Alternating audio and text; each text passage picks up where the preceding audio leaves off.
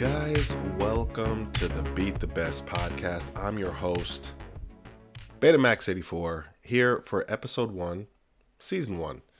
If you're really interested in seeing and hearing what a podcast looks like from the feet up, with no funding, then this is the place for you. Guys, we're going to talk about all kinds of stuff. We're going to talk about life. We're going to talk about sports. We're talking about lifestyle and all of the above and in between. But today, we're going to be talking about 3 things and my own personal issue that I'm not going to get over it. I'm just going to talk about it. But today we're going to talk about Blazers. We're going to talk about our Niners, and we're going to talk about the Warriors to keep our first episode in line and not too crazy. But the first thing that I wanted to talk to you today about on the Beat the Best podcast is, guys, we got to wrap our hands and agree that people should not be crossing the street looking down on their cell phones. I almost hit a guy the other day. I'm driving towards Portland and stop at a stoplight, of course, and this guy walks across the street at twilight. He's wearing all black. And I'm going to make a right turn, but I didn't see him. And I stopped, like, oh my God. And the guy just kept walking because he was looking down at his phone. Now, you know, we run into and bump into people all the time looking down at their phones. But walking across the street on your phone is a different kind of menace. Because what are you doing? Do you not understand that your own life is in jeopardy with 2 different traffic ways coming through, and you're looking down at your phone? So today I was looking on the internet. I'm like, this can't be just me. Like, there has to be a thing. And of course it is. From the New Jersey Spotlight News, we have a whole video on the dangers of distracted walking, which I find interesting. This is from March 31st, 2015. Distracted walking, using a mobile device while crossing a street or busy intersection. Just take a drive or walk and you'll see it for yourself. It's so prevalent. Corey Bosch, an associate professor of public health at William Patterson University, conducted a study to track it. We observed about 22,000 pedestrians. So during the walk signal, nearly 1/3 of those pedestrians were distracted by some form of technology. What was really astonishing was that nearly 50% of those who were darting out during the don't walk signal were distracted. It's such a weird thing, to see people doing that,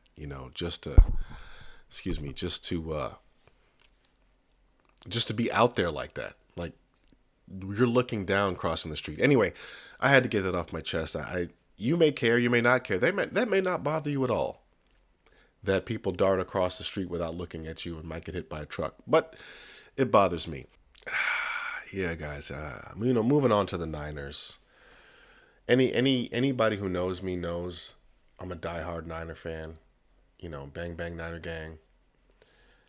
This year, we've done nothing but overachieve through the trials and tribulations of injuries. Like, we're just so beat up. We're so beat up. I'm watching these Rams highlights as we speak. I mean, I call them Rams highlights because the Niners didn't have many. I mean, we had a few touchdowns, but we never really had an opportunity to win the game. But the reality is, we're just so riddled with injuries, guys. We're just so riddled with injuries. I mean, what are we supposed to do? Right. My man, Brock Purdy, out. Right. Bosa out. I think almost our entire defense is 3rd string. So, I mean, I think, I feel like Mac Jones is doing as good of a job as he can as a backup. I mean, he's a fantastic backup. I'm looking at it just from a perspective of reality. If we end up being 500 this season, which I'll be happy if we can do that, we're just on to next season. The injury bug has hit us pretty hard this year, and there's nothing to be upset about that. That's pro sports. This podcast is called Beat the Best for a reason, right? In pro sports, that's the That's the verbiage, right? You got to beat the best to be the best. That's what it is. So I don't think anybody should be unhappy with what's happened this year. I mean, we're just beat to death, and that is that. Moving on to our Warriors, guys. The Warriors have also been hit with a little bit of the injury bug as well. Steph Curry, I wouldn't say injured, but sick at least. He's been sick as a dog, it sounds like, as he's on a comeback trail. That's why they got their brains beat in by Denver this week, which wasn't great. But they did win their last game, right? Because we can pull together as a team. I just don't think, without Steph Curry, there isn't much we can do as a team to win significant games. And I think, most teams know how valuable their star is when their star isn't playing. Steph Curry, in my eyes, he's in my top 5 all time. I'm sure we can get into a whole conversation about that. But when he's not playing, guys, it's a whole different world out there. Steph Curry's superpower is that when he steps on the floor, he draws 2 to 3 people, and everyone else is just wide the duck open. And that helps a lot of people. It does. And when he isn't around, defenses can play a normal type of defense. When he's on the floor, there is no defense for Steph Curry. Anybody will tell you that. LeBron said that himself. That's why he loves playing with him. Right? Because when you play with Steph Curry, you're open. You saw what he did in the Olympics. The guy's a human nuke bomb. So when he's off the court, it really hurts. And the Warriors, their championship window is tightening. I don't want to say it's closed, but it sure isn't wide open. This isn't 2015, right? Steph Curry's 37 years old. I think we have one of the oldest rosters in the league, and there just isn't a lot that can be done when you have teams like Oklahoma City breathing down your neck. Look, OKC is 10-1 right now. It's absurd, but these guys play defense every single night. They just play so hard. And it's impressive to watch if you're a basketball fan. If you're a Warrior fan, it's not great. And then you have Denver, right, in the Western Conference. Don't forget, you have the triangle. You got Dallas, Houston, San Antonio. Come on, man. I could talk about the beginning of the Wemby era. That's going to be another topic for conversation later. But back to my Warriors. Hey, the time is now. This season, maybe next season, but this season is going to be what it takes for them to get into a championship space. After that, Steph Curry, I hope he retires as a Warrior. I hope they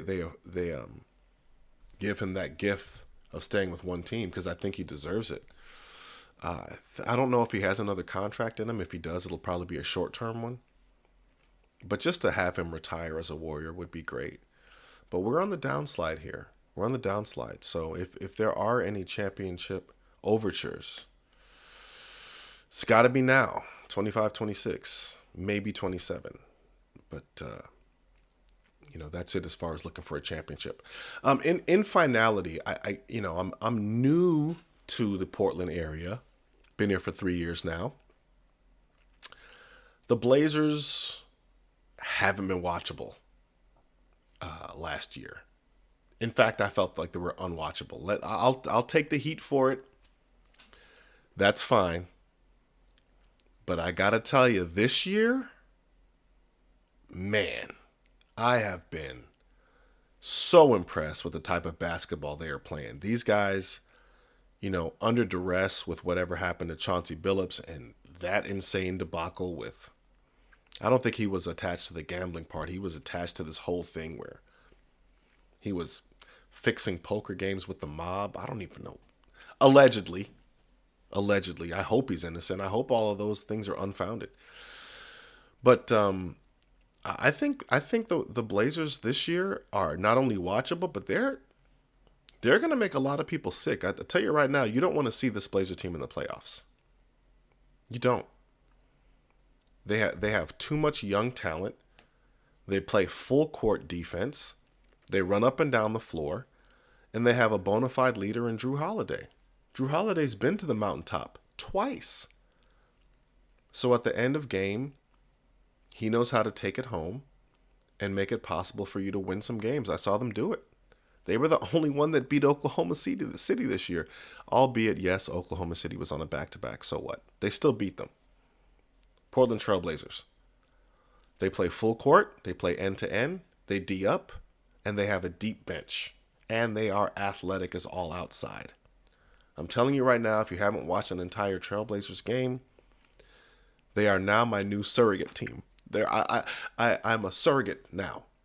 I'm always going to be a Warriors fan, but in my second spot are now the Portland Trailblazers. I'm going to get to a game this year, and I'm going to watch them cause a lot of havoc on the floor because that's exactly what they do. They cause havoc defensively. They get up and down. I believe they lead the NBA in pace, and I think top 3 in threes per game because they put up that many threes. Full court, fast break threes per possession. I'm not always in love with that because I think that's also led to some of their losses this year when they shoot too many threes that don't go in, which is bound to happen when you shoot a lot of them. So I like feeding the paint. I'm old school like that. We go hard in the paint. You know, I'm from that generation. So, if you have a chance to get to see what the Blazers are doing this year, you're going to be pleasantly surprised. I'm going to go into that in more detail in later episodes. But guys, this was just the first episode, one of many actually. But the Beat the Best podcast, we're gonna continue from here. Get better. I'm gonna have guests. I have lots of friends. I got a friend who won a championship with the Las Vegas. He won a championship with the UNLV. Okay, with arguably one of the best championship teams to ever play. So I'm gonna have him on the podcast. I'm gonna have other friends, actors, and so on and so forth from my speckled background of experience from hoops and entertainment. So you're going to get all of that. We're going to keep this one kind of short as a first episode just to get our feet wet and dip our feet into this podcast community. I appreciate all the grace you're giving me as a newbie. And hey, again, welcome to the Beat the Best podcast for the early adopters out there. And we will see you next week. Peace.